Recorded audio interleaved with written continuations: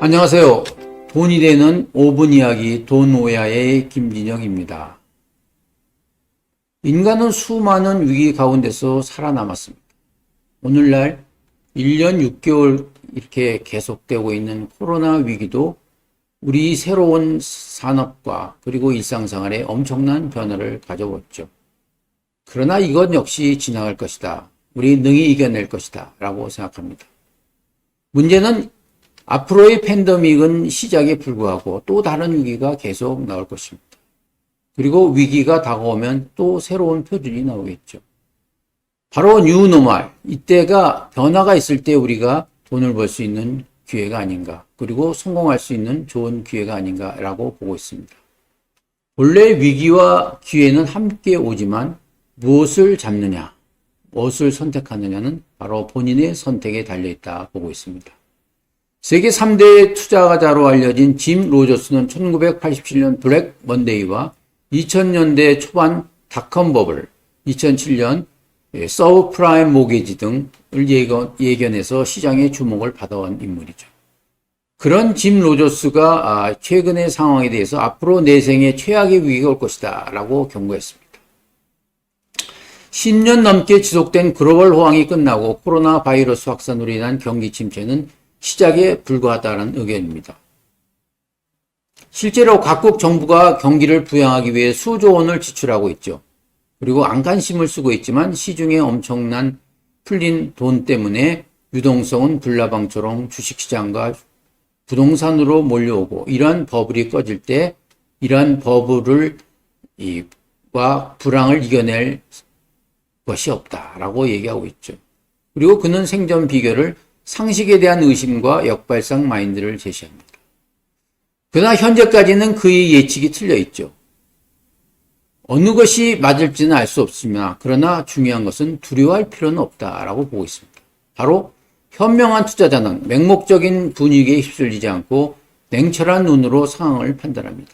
최적의 타이밍이 왔을 때 누구보다도 먼저 민첩하게 움직여야 하는 것이죠.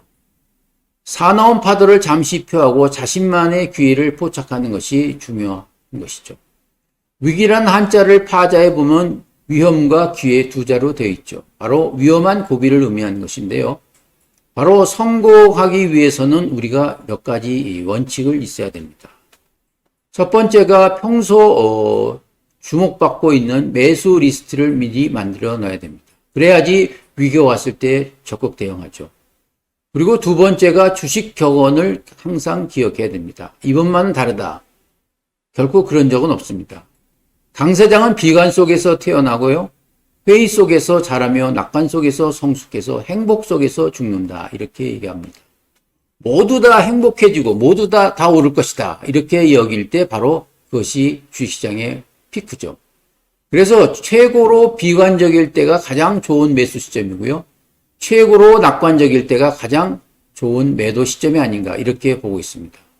그리고 분산 투자의 중요성은 아무리 강조해도 지나치지 않습니다. 아무리 주식 규제를 할지라도요. 매수한 종목 모두가 성공하는 예는 없습니다.